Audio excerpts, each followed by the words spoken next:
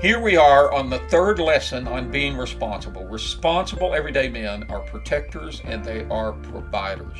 So we're going to talk about being a provider. You know, the whole world thinks of man, that's all they do is protect and provide. We are much more than that. And that's how we talk about things and we build our character in all these different ways, not just protecting and providing, but doing protecting and providing correctly. A provider looks ahead like his father. God's nature in us provides. Provide is a Latin derivative that means to see ahead. Listen to this story. Abraham lifted his eyes and looked, and there before him was a ram caught in the thicket by its horns, in the bushes. So Abraham went and took the ram and offered it as a burnt offering instead of his son. And Abraham called the name of the place, "The Lord will provide." Providere. As it is said to this day, in the mount of the Lord it shall be provided. That's out of Genesis 22. And the story is, God comes to Abraham and says, I want you to take your son, your only son, and you're going to go sacrifice him. And Abraham's going, well, I guess God can do something here. I trust God. He gave me this son. He's not just going to take this son away. But he follows God and he goes out and he's getting ready to sacrifice his son. And the angel says, hey, it was a test. Don't sacrifice your son. And there's a ram, a sheep, caught in the bushes. So Abraham goes over and takes the sheep and sacrifices the sheep. And he says, God will provide. And in Hebrew he said, Yahweh or Jehovah Jireh, which means to see before. And we say provide, which is out of the Latin providere, pro meaning beforehand, video or videre, to see.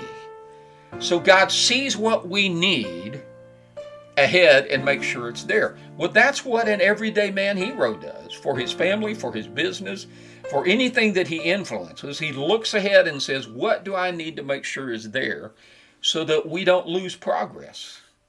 Do my kids need a health care plan? Does my wife need certain things done around the house so that she's free to do the things that she does around the house? How do I provide and put things in place? So my wife and I enjoy a good retirement. It isn't huge, but it's sufficient. And it took me years to build that so that it was here for these days for us to enjoy. And I have a lake property, and I have to take care of it. I've been working on it recently and doing different things and building it up and making it into a low maintenance facility. It's been a high maintenance facility, but I'm older now. So I've taken funds and made it a low maintenance facility, fixed things that will stay and not break down. Right? I'm providing for my future. Now I'm not really old, I'm still strong, but I don't have as much energy I used to do. So I want to make it an easy place to take care of. A provider stretches in faith. It is by God's grace and provision that Hobby Lobby has endured. Therefore, we seek to honor God and operate in this company in a manner consistent with biblical principles. That's David Green, the founder of Hobby Lobby. You know, he started out with kind of nothing and built up. He got lessons he learned from other people on how to deal with real estate and how to deal with crafts and things, and then he started his own business right in his own garage and has built that up into a great business. And now he takes of those provision and blesses other people so that they can stretch out. We stretch in faith. They give us an example in action. In 1 Timothy 5, it says, the scripture says, you must not muzzle an ox or keep it from eating as it treads out the grain. In another place, those who work deserve their pay. Daniel 6:3. Then Daniel distinguished himself above the governors and satraps because an excellent spirit was in him. And the king gave thought to setting him over the whole realm. And in another place, Proverbs 11, the generous soul will be made rich, and he who waters will also be watered himself. You don't have to be a billionaire. You don't have to build up a billionaire business like David Green's built up. There were days he didn't have that, and he still was a giver and still was generous, and that built up. I don't need to become a millionaire. You don't need to become a millionaire. But we can take what we have and be good stewards, good managers, providing for our families, providing for our community, taking of the strength that we have, the thoughts that we have, the wisdom we have, the skills that we have, and giving that out to help. Hey, I remember I was working with this big church, and they bought a bunch of new chairs, right? And every two chairs came to a box. We're talking over 1,000 chairs. So there's 500 boxes. And the men unboxed all those and put those chairs out and then stacked the boxes out behind the church. And that night, a big old Oklahoma wind came along and picked up those 500 boxes and blew them all across the property. Just made it look ugly. And one of the guys was coming by early on Sunday morning and saw that disaster out there. Went home, got some baling twine, took what he had, right? Had some old baling twine, came back and spent about an hour getting all those 500 boxes tied up with baling twine so they wouldn't blow away anymore, and cleaned up the property so that when people came into church that morning, everything looked good.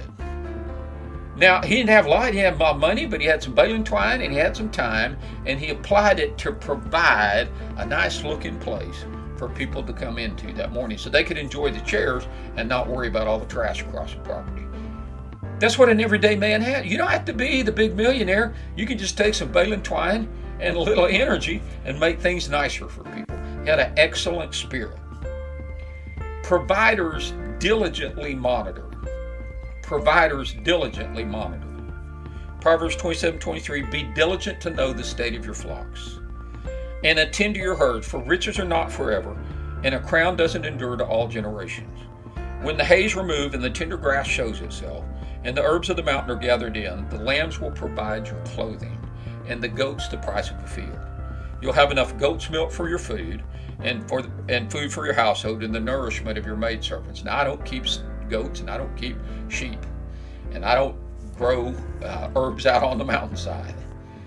But the principle is, take care of what you have, take care of your business, take care of the people you work around, take care of the people you work for and the people who work for you, take care of your family, make sure your kids are growing up and getting educated in a way that they can build incomes for themselves. And there's days that this piece will take care of you and this piece will take care of you. You know, I have investments in the stock market over here and it grows a little bit, and I have investments over here in safe places that have low results, and I have some investments over here in land and real estate, and each one of those I watch over, and each one produces a little bit of income. Well, think about that. That's the stage of my life. You might have a side hustle that you're working on in addition to your daily occupation. I don't know what's going on, but you also got to take care of your family, take care of your kids' health, take care of your own health, take care of your mental faculties, take care of your emotions, your drive, your desires. Keep yourself good and healthy, mind, will, emotion, all parts of your well-being, physical body, your spiritual. You monitor all of those things, inspect what you expect, and expect what you inspect, so that it stays healthy. That's what a provider does, is a good manager. As a process engineer, I've been hired many times to fix a lack of monitoring. I'll come in and the people don't know what their job is. They don't have the right tools. They haven't been trained to do it, and nobody knows what the real objective is. And it's simple. Find out what the objective is, get the right tools, fix what's broken, and encourage the people to stand up and do what they're supposed to be doing. And get the processes lined out so that they work. Wow, that's what a responsible protector and provider does. Jeremiah 12 says, if you've raced with men on foot and they've worn you out, then how can you compete with the horses? If you stumble in the safe country, how will you manage in the thickness by the Jordan? I love that illustration. What's he saying? If it's a flat plain out there and you can't keep up with the other men, what are you going to do when we get to the end of the flat plain and there's an old creek bed with a bunch of brush and thorns on it, and you got to fight inside of that creek bed? And besides that, now the horses are coming across, and you're contending with the enemy who's got horses coming to get you. Sometimes in life, we have smooth places, and then we get into the thick stuff. And then we get into the stuff that's just so big it would crush us. We need to learn and monitor our lives while we're on the soft plane.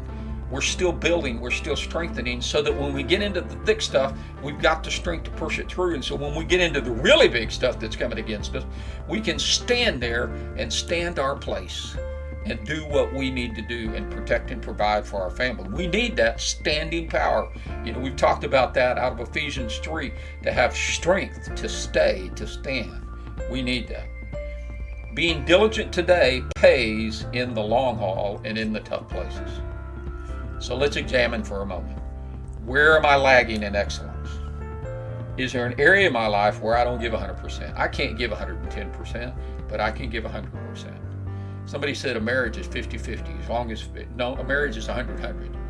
Each of us gives 100%. Because one day I'm not giving 100%, I need my wife to give 100%. One day she's not giving 100%, she needs me to give 100%. So we have an attitude of giving 100% every day that we can. Who around me needs to stretch in faith so there's enough on the path ahead?